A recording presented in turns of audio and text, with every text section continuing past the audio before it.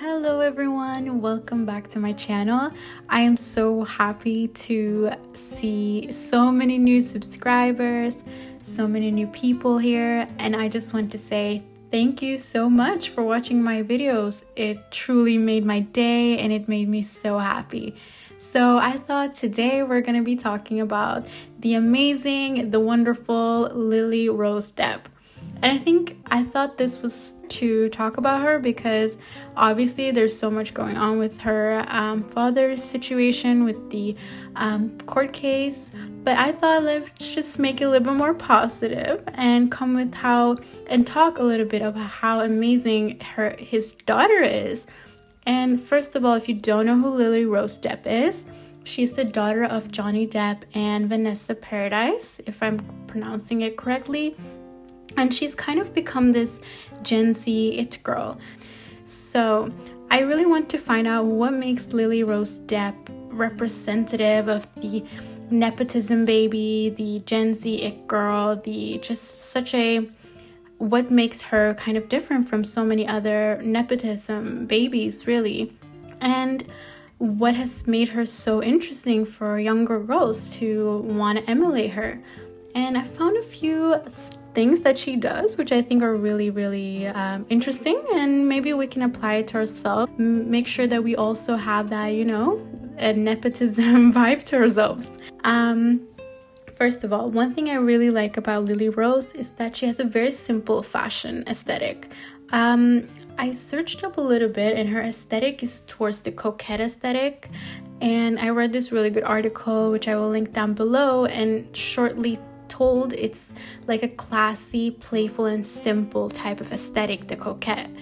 And that I feel like perfectly describes an it girl. It's all about being classy, it's being playful and simple.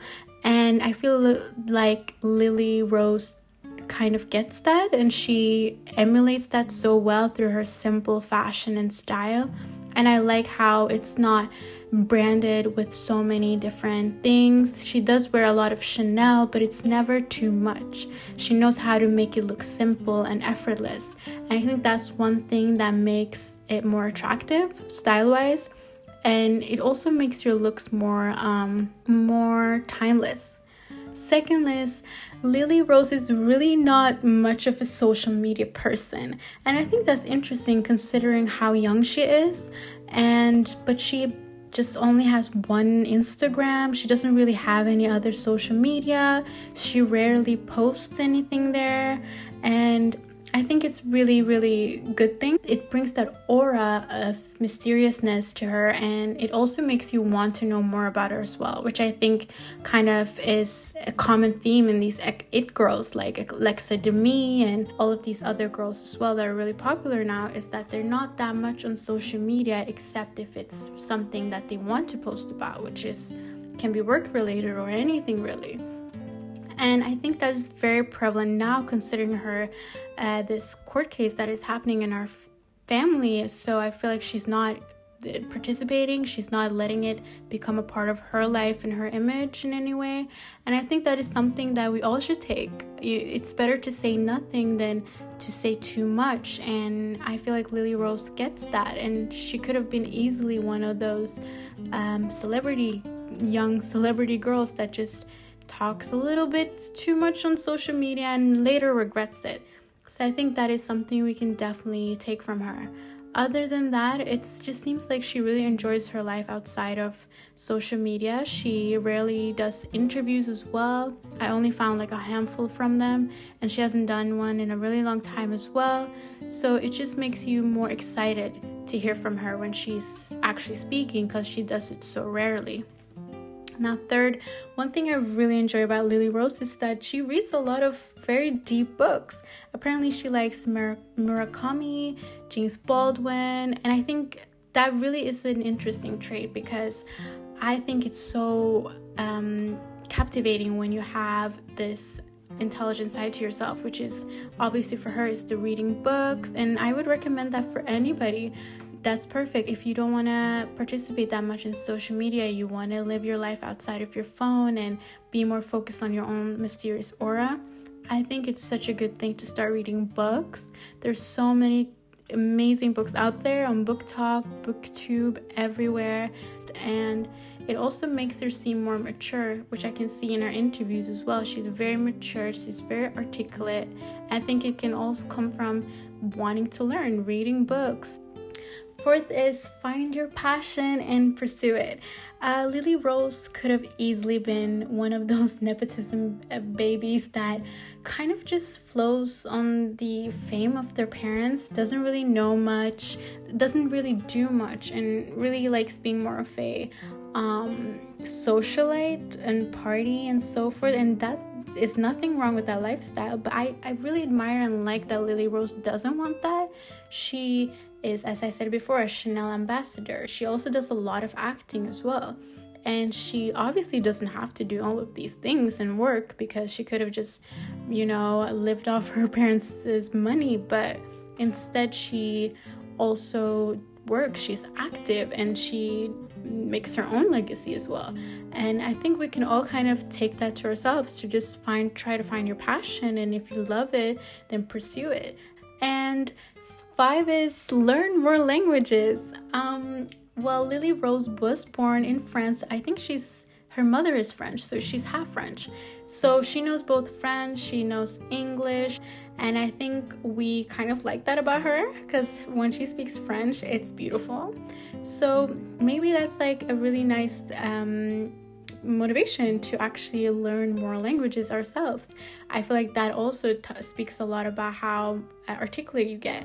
You expand your mind more, you learn more, and there's no bad to learning more languages. It actually makes you more attractive, I think. So it makes people wonder, like, oh, she knows more languages, then what else does she know? It's impressive to know all of these things. And I think that makes also Lily-Rose really impressive from all of these other it girls today. 6 is have fun. Lily-Rose is very much she's just this young girl, and she's enjoying her life, it seems. She has dated Timothee Chalamet, Austin Butler, and now she's in a serious relationship. So I think we can take away from Lily-Rose is to live your life, have fun. When relationships don't work, don't stay, move on. You'll find better, and just enjoy your life. Never really settle if that's not what you want. So, and the lastly is having a signature look. So Kaya Gerber has the bob thing going for her. Zoe Kravitz has the braids going for her. While Lily-Rose, another nepotism baby, she always, I've noticed, has this dark under eye waterline kind of look going for her. And honestly, it looks so good, especially with her eye shape. I feel like it looks really attractive. She knows that it looks really nice on her. That's probably why she wears it so much, and that's kind of become her signature look. So I feel like we can all try to find what looks good for us. It doesn't need to be the same as Lily-Rose per se, but we can find what looks good for us and kind of work it to our own benefit. I know that red lipstick looks good on everyone. Maybe that can be a signature look for some people. While other people want a more natural, clean look, and that's their signature look, and they look amazing. And I feel like that's what it's all about. Find what looks good for you and then kind of adapt it. And for Lily-Rose, it's obviously water underline dark eyeliner, and it's working for her, and I think that is a really good thing.